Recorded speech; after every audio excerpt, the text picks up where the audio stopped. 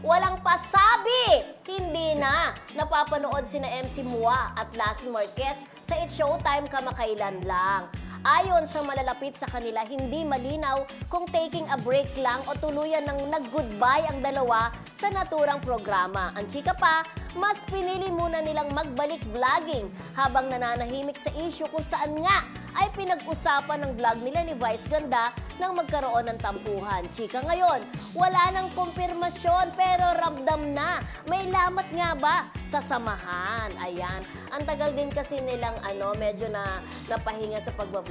Alam mo yung Bex Batalyon, nakilala ko talaga sila doon sa nakakatuwang mga vlogs nila. At nung pumasok yung dalawa sa It's Showtime, naging busy sila. Parang bihira na rin silang makapag-vlog na tatlo sila.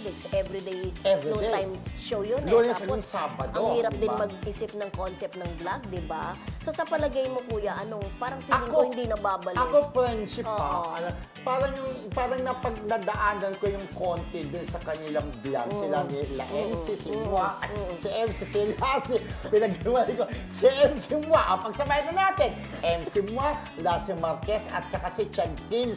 Parang may nabanggit ng friendship si MC Mua. Pinagdugtog ko na parang biglaan daw. Ewan ko bakit bigla yung naging desisyon ko. Parang may ganun siya.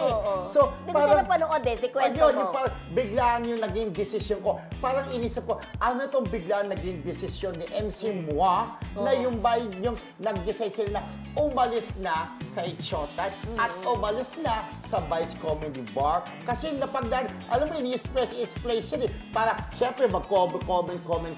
Pero yun nga, hanggat hindi nila sinasabi yung dahilan na, wala na kami sa Showtime, mag-iisip pa rin yung mga tao.